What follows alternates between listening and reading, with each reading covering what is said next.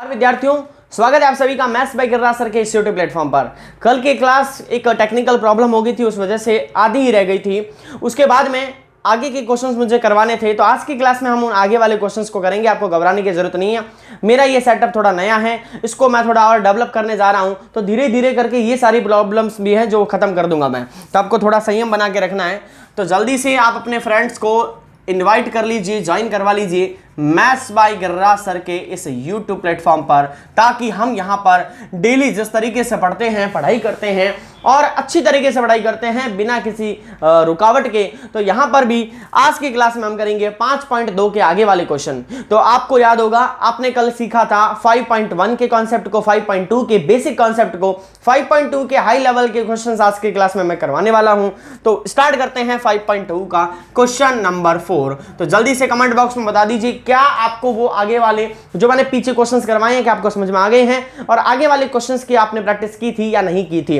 तो स्टार्ट करने से पहले वीडियो को लाइक कर दो, शेयर कर दीजिए जल्दी से लिंक को अपने सोशल मीडिया के प्लेटफॉर्म पर, ताकि ज्यादा से ज्यादा बच्चे हमारे इस सेशन में जुड़ जाएं। जितने ज्यादा बच्चे होंगे मुझे भी मोटिवेशन मिलेगा और मैं आपके लिए और भी ज्यादा मेहनत कर पाऊंगा। ये सारी चीजें तभी पॉसिबल होती है तब जब ज्यादा से ज्यादा बच्चे आते हैं। तो यहां पर हम क्वेश्चन नंबर 4 तो करने वाले थे कल, जो कि बीच में ही किसी कारणवश जो रिकॉर्डिंग है वो रुक गई थी और उस वजह से वीडियो वहीं पर स्टॉप हो गई थी। लेकिन आज की क्लास में ऐसा नहीं होगा, हम पूरी एक्सरसाइज को आज खत्म कर देंगे। और अच्छा ही हुआ कि 2 पार्ट में समझा रहा हूं एक ही क्लास के अंदर आपको थोड़ा दिक्कत भी होती, तो आज की क्लास में हम आगे वाले कॉन्सेप्ट को भी समझ लेंगे और आपको वक्त भी मिल जाएगा कि आपने 5.1 को भी कर लिया, 5.2 को भी समझ लिया। और कल आपको यानी कि 10 तारीख को आपको मिलेगी वीडियो जिसके अंदर हम करेंगे एक्सरसाइज 9 को। तो थोड़ा वेट रखिए, एक्सरसाइज 9 भी आपको मैं करवा दूंगा। ओके, इंपॉर्टेंट क्वेश्चन एग्जाम के पॉइंट ऑफ व्यू से चल रहा हूं अभी मैं फिलहाल, फिर मैं एक एक एक्सरसाइज भी आपको डिटेल में करवाऊंगा, सेशन को आराम से चलाते हुए। अभी जिस तरीके से स्पीड से चल रहे हैं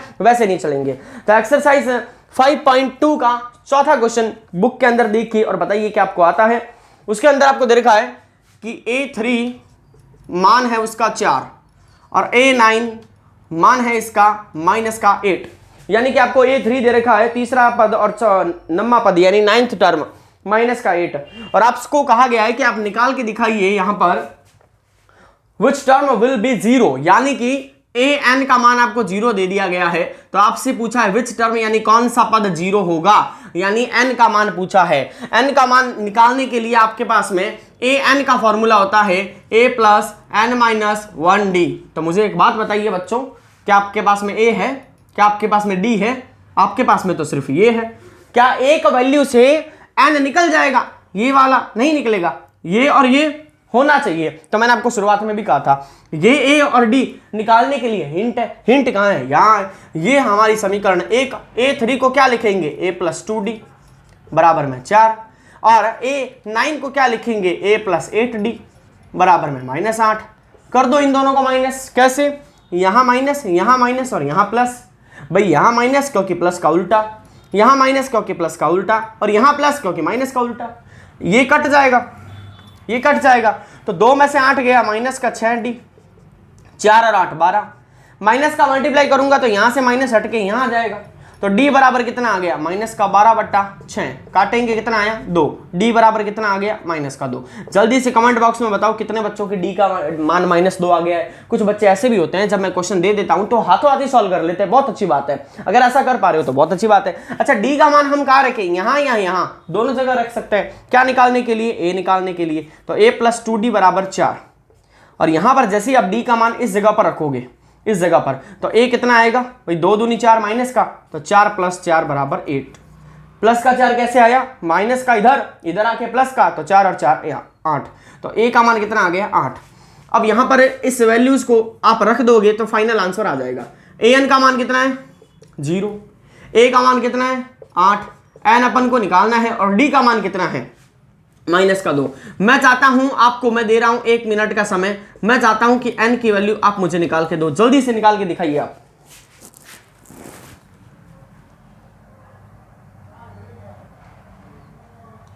जल्दी से n की वैल्यू निकाल के दिखाइए कि n की वैल्यू कितनी आ रही है। 1 मिनट के अंदर अंदर आपका आंसर आ जाना चाहिए, और 1 मिनट तो वैसे हो भी जाएगा, है ना। तो आपको इस n का मान कितना मिलेगा जब इसको सॉल्व करोगे? 0 बराबर 8 प्लस ये अंदर दे दो तो माइनस का 2n, ये आया माइनस का 2n और माइनस माइनस प्लस का 2, इसको इधर भेज दो तो ये आ गया प्लस का 2n, माइनस का आके इधर आके प्लस का, 8 और 2 10 आ गया, तो n बराबर कितना आ गया 10/2 यानी कि 5, n बराबर 5। जल्दी से कमेंट बॉक्स में बताओ कितने बच्चों के n की वैल्यू 5 आई है, कितने बच्चों के n की वैल्यू 5 आई है। n की वैल्यू 5 आने का मतलब ऐसा नहीं कि सारे पद 5 है, नहीं, 5वें नंबर पर आपको मिल जाएगा 0, इसका कहने का मतलब ये है। अगर ऐसा सिनेरियो है तो 5वें नंबर पर आपको क्या मिल जाएगा 0। जल्दी से ले लो स्क्रीनशॉट, बहुत अच्छा क्वेश्चन है। अगर ऐसा क्वेश्चन आता है तो मैं कहता हूं कि 2 नंबर का तो जरूर पूछा जा सकता है। आगे बढ़ते हैं हमारे नेक्स्ट क्वेश्चन की तरफ, हम करेंगे इसके बाद में क्वेश्चन नंबर 6, बहुत इंपॉर्टेंट क्वेश्चन है क्वेश्चन नंबर 6। इसके बाद में हम करेंगे क्वेश्चन नंबर 6, इसका स्क्रीनशॉट ले लिया है, ओके। आगे बढ़ते हैं 6 नंबर क्वेश्चन की तरफ। तो 5.2 के क्वेश्चन नंबर 6 जल्दी से किताब के अंदर खोलिए उसको और करके दिखाइए उस क्वेश्चन को, देखते हैं कितने बच्चे उस क्वेश्चन को सॉल्व कर सकते हैं। Question number 6, how many 3 digits number are divisible by 7। केवल और केवल इतना सा लिखा हुआ है, how many 3 digits, how many 3 digits number are divisible by 7। यानी हाउ मैनी का मतलब ये हो गया, हमसे वो n निकालने के लिए कह रहा है। पहली बात है नंबर ऑफ टर्म्स कितनी आएगी n कैसे निकाला जाएगा। n निकालने के लिए आपको पहले एपी निकालना जरूरी है, और एपी निकालने का तरीका बताता हूं। यहाँ एक एक चीज से पकड़ते हैं, ये यहाँ लिखा हुआ है 3 डिजिट, 3 डिजिट कहां से स्टार्ट होते हैं सर 100 से स्टार्ट होते हैं, खत्म कहां पर होते हैं 999 पे खत्म होते हैं। पता करना चाहता हूं कि डिविजिबल बाई 7 कौन से नंबर हो सकते हैं, तो मैं यहां 7 का डिवाइड देता हूं, तो 7 का डिवाइड देंगे 1 टाइम, कितना आएगा 30। अब आप मुझे बताइए 30, फिर एक बार और डिवाइड दे सकते हैं, ठीक है, ये वाला 0 यहां आ जाएगा, ठीक है, लेकिन हमें और डिवाइड नहीं देना है, हमें आंसर नहीं चाहिए, हमें तो इस नंबर को चेंज करना है। मुझे ये बताओ कि इस 0 पर क्या होता, इस 0 की जगह पर क्या होता कि मेरा आंसर पूरा आता। यानी 7 की टेबल में 30 नहीं आता, 31, 32, 33, 34, 35। यानी आपका कहने का मतलब है कि सर यहाँ 5 हो, यहाँ पर 5 हो, तो ये पूरा हमारे लिए डिविजिबल होता। यानी पहला नंबर 105 आ गया है, तो मैं इसको हटा देता हूँ अब, और मैं यहाँ लिखता हूँ 105। 7 का गैप रखना है क्योंकि 7 डिविजिबल है, तो 7 का गैप रखना है, तो 7 आया तो 112, फिर 7 जोड़ा तो 119।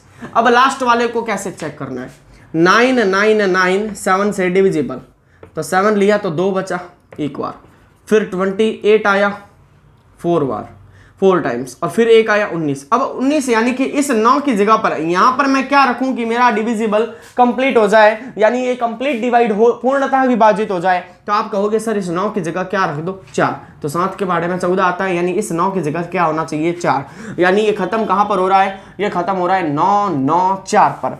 अब मुझे बताइए कि क्या आपको ये एपी निकालनी आ गई है, अगर आ गई है तो बस खत्म काम, अगर ये निकालना आ गया है तो खत्म काम। कैसे, अब बताओ, यहां पर ए कितना है 105, डी कितना है 7, लास्ट वाले को an कहते हैं तो 994, निकालना क्या है n। फॉर्मूला आपके सामने है, फॉर्मूला an = a + n-1d।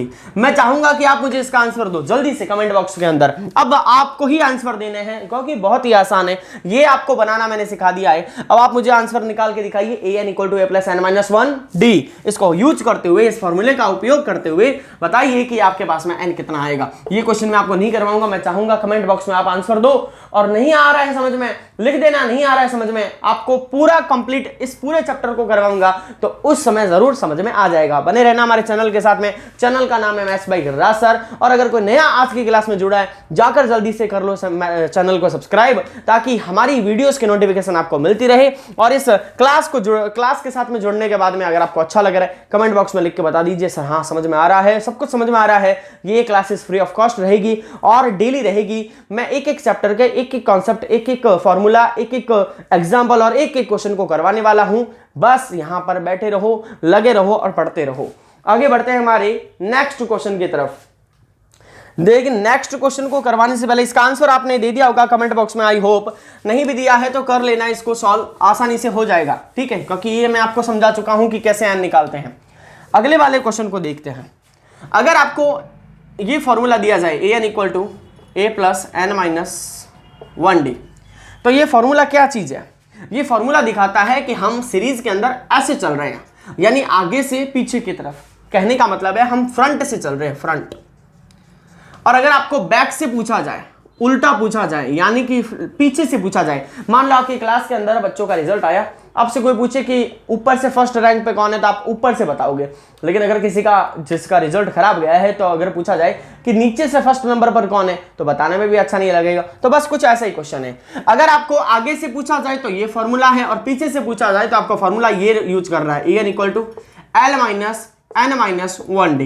तो ये फॉर्मूला भी लिख दीजिए। जब भी पीछे से पूछा जाएगा तो हम इसको लिखेंगे, जब भी बोला जाएगा फ्रॉम द लास्ट टर्म, जब भी पूछा जाएगा हिंदी में अंतिम पद से 11वां पद ज्ञात करो, 12वां ज्ञात करो, 22वां ज्ञात करो, 20वां ज्ञात करो, 25वां ज्ञात करो, तब हम ये फॉर्मूला यूज करेंगे। तो इसको नोट कर लीजिए और इसके ऊपर एक क्वेश्चन करते हैं, फिर आपको समझ में आ जाएगा। आई होप इसको नोट कर लिया होगा। तो मैं आपको एक क्वेश्चन दे रहा हूं, इस फॉर्मूले की हेल्प से आप उसको सॉल्व करके बताइए। और क्वेश्चन है आपके सामने 8 वाला, क्वेश्चन नंबर 8 दे रखा है 1 4 7 10, 1 4 7 10 खत्म हो रहा है 88 पे, खत्म हो रहा है 88 पे। और आपको निकालना है पीछे से 12वां, पीछे से 12वां पद निकालना है, 12वां पद पीछे से निकालना है। अब देखो ए कितना आ गया 1, डी कितना आ गया 4 में से 1 गया 3, एन कितना आ गया 12। ये वाला जो है ना, ये वाला, इसको ए एन कहते हैं और एल भी कहते हैं, ध्यान रखना, इसको ए एन कहते हैं और एल भी कहते हैं। अब पीछे से 12वां पद आपको, एक सेकंड, हाँ ठीक है, पीछे से आपको 12वां पद निकालने का तरीका क्या है वो देखिए। हमें फॉर्मूला यूज करना है A N equal to A plus L minus N minus 1d। तो क्वेश्चन एक बार फिर से आपको रीड कर देता हूं। Find the 12th term from the last of AP 1 4 7 10 dash dash dash 18। तो यहां पर आपको an equal to L minus N minus 1d का फॉर्मूला यूज करना है, यानी पीछे से 12वां पद आपको निकालना है। तो कैसे निकाला जाएगा, पीछे से लास्ट वाला कौन है 88, तो यहां 88 रख दो। n की वैल्यू कितनी है 12 है, -1, और d की वैल्यू कितनी है 3। बस इस कैलकुलेशन को सॉल्व कर लो, आपका आंसर आ जाएगा। तो 88 माइनस ये कितना आ गया 11 × 3 88 माइनस 33, साफ साफ नजर आ रहा है, बहुत आसान क्वेश्चन था। 55, यानी पीछे से 12वें नंबर सीट पे कौन बैठा है 55। अगर लास्ट वाला 88 है तो 12वें नंबर, पीछे से 12वें नंबर पर कौन बैठा है 55। अगर 55 आंसर आपके आया है तो आप 100% सही हो। समझ में आ गया है तो लिख दो कमेंट बॉक्स में यस, इसका ले लो स्क्रीनशॉट। फिर अपन करते हैं आज की क्लास का लास्ट क्वेश्चन।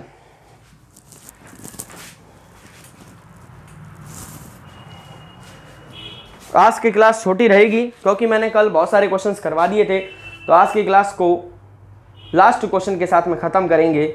और वो क्वेश्चन है 10वां क्वेश्चन, वो क्वेश्चन है 10वां क्वेश्चन। तो 10वां क्वेश्चन देखते हैं 8वें के बाद में, और 10वें क्वेश्चन के साथ में ये एक्सरसाइज तुम्हारे लिए फिलहाल खत्म हो जाएगी।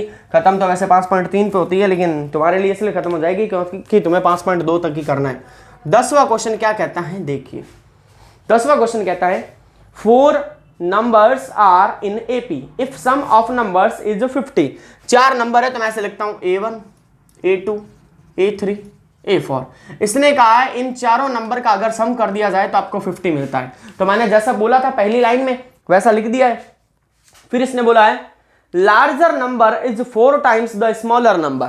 देखो ये स्मॉलर है और ये लार्जर है, तो ये कह रहा है कि अगर आपको लार्जर नंबर निकालना है तो आप स्मॉलर का 4 टाइम कर दो। ठीक है, ये भी ठीक है, कर देंगे।